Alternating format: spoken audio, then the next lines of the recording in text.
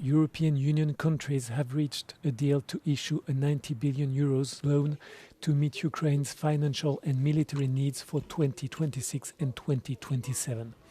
Brussels is aiming to make the first payment in early April to spare Kiev from a sudden drop-off in foreign aid. The agreement on the legal text was struck by EU ambassadors on Wednesday. The 90 billion euros loan will be funded through the issuance of common debt, with the EU budget as a guarantee for investors. The 90 billion euros figure will be split into two main pillars, 30 billion euros in budgetary aid and 60 billion euros in military aid. The balance could be changed if the war comes to an end. As part of the deal, Hungary, Slovakia and the Czech Republic will be completely exempted from all financial obligations, including annual interest payments. The legal texts still require the approval of the European Parliament, which has committed to fast-tracking the procedure. Spain will ban the use of social media for children under 16, and platforms will be required to implement age verification systems, according to an announcement by Prime Minister Pedro Sánchez. Today, our children are exposed to a space they were never meant to navigate alone. A space of addiction, abuse, pornography, manipulation, violence. We will no longer accept that. The government has announced 5 measures targeting digital platforms, including a new bill to hold social media executives responsible for illegal and hateful content. Bueno, yo creo que tal vez fuese un poco fuerte, tal vez sería bueno tener algunas restricciones para los menores, pero prohibirlos como tal me parece una medida un poco fuerte. Hubiera sido mejor algún tipo de restricción, no de frente prohibir que hasta los 16 años no puedan tener redes sociales. A mí me parece bien, creo que no están formados y creo que es una buena medida. The announcement comes after Australia passed the world's first ban on social media use for children under 16 in December. Other European countries are also considering similar measures, including the United Kingdom and France. A 14-year-old student who stabbed and gravely wounded an art teacher in France acted with premeditation, a prosecutor said on Wednesday, telling investigators he was driven by hatred. The 60-year-old victim, who was stabbed multiple times by the student during class, remains in a serious condition after the attack on Tuesday at La Guichard Secondary School in Sanary-sur-Mer in the Var department, southeastern France. According to the public prosecutor, the student, now held on suspicion of attempted murder, admitted taking a knife from his family's kitchen specifically to carry out the attack, stabbing the teacher 3 to 4 times in front of around 20 other pupils. The pupil fled the classroom before being caught in the schoolyard and arrested. La Guichard School was evacuated after the attack in the early afternoon, and Wednesday's lessons were cancelled, a regional education official said.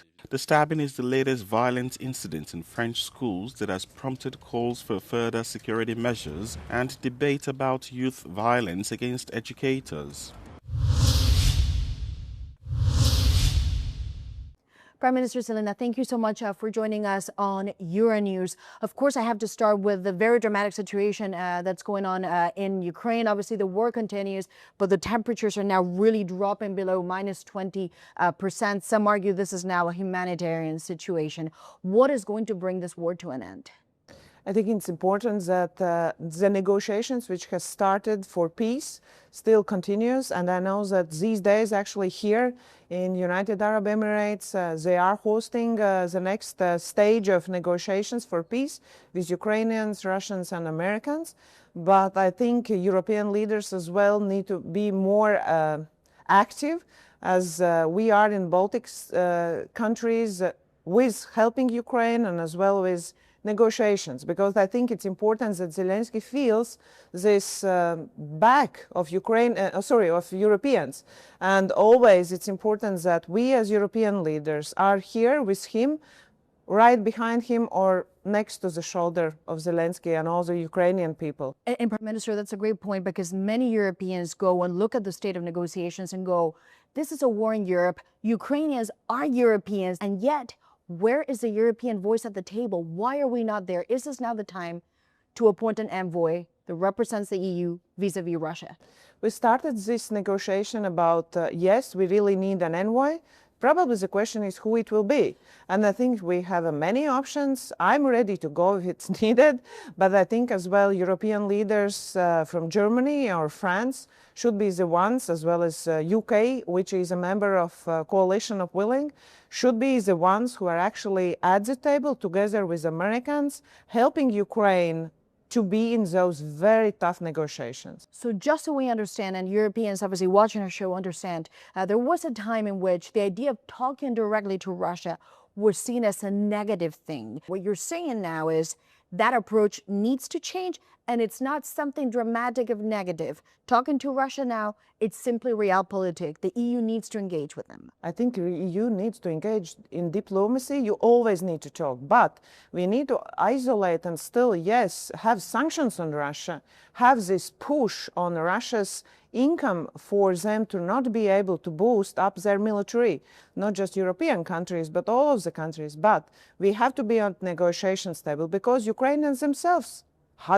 has started negotiate. So why should Europeans not to negotiate? The person that takes his job, potentially this envoy, to speak to Russia and engage in talks, this is going to be a difficult appointment because the Russians have said, we don't want to talk to Kaja Kallas. In a normal world, perhaps you'd think the top European diplomat would take that job. It's clear it cannot be her. Do you have an idea, a profile, someone that would make the 27 feel comfortable and represented? It's a tough job to fill. I think there could be 3 leaders from Europe as it was before. I would always support as well our good friend Donald Tusk from Poland because he really understands the mentality of Russians. And it could be Merz, it could be whatever who wants. Macron maybe is ready. But I think we need to include Keir Starmer from UK because he's the one who is leading Coalition of Willing as well. And that's a very important point because we've seen this week there's a sort of closer now relationship again with the UK and the EU. The UK says they want to give the SAFE joining this program with defense another try. Do you want them to participate in this union of defense when it comes to the EU but also Europe? You know, I think it's a good point where as never before since Brexit, we are as close to UK and we need to have good ties as Europeans. I'm now speaking from European perspective because as Europeans, we really need those good relationships. We don't need to isolate ourselves. So therefore, I think we need to put closer UK because they are actually working together in those coalition of willing talks with Ukraine and helping a lot Ukraine as well. And this is about peace in Europe and UK is Europe. And so you say the UK in the SAFE universe mechanism, that's a good idea. It's a natural partner. They should join. It could be, but it depends. Are UK as well then delivering some finances? And they got to pay. Yes, they got to pay because those resources are from European funds, European Union funds. So if UK want to be in, they have to as well finance something of a safe instrument. I got to look up to next week. However, there's an important summit that will happen in Brussels, informal. Mario Draghi will be there. This week, once again, he gave a speech saying this is the time for Europe to act and behave like a true union and potentially even a federation. Is that something you can agree with? I think it's time for Europe really to act. We are, as Baltic countries, spending 5%. Was it easy for our military? No, it was not easy.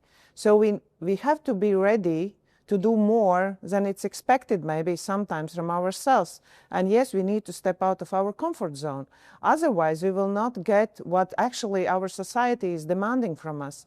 It will not be easy, it will be messy, but we can agree on capital market, we can agree on reducing bureaucracy, because from one side our businesses and people are saying there are too much bureaucracy, but somehow we need to get out of this loop that we are creating new normatives and new directives, and actually we really can, like, to get rid of so many difficult rules, just to simplify everything. I have done it in my country. I think Europe as well can do it. You also mentioned 5% GDP. It comes with very difficult For military, for military. Out of GDP, it comes with very difficult political negotiations around the budget. It's not easy. Mario Draghi suggests no country can ensure their defense now at this scale. The answer is joint debt, the Eurobonds. Is that something you go, okay, let's give it a try again? We used safe instrument as Latvia, as our country.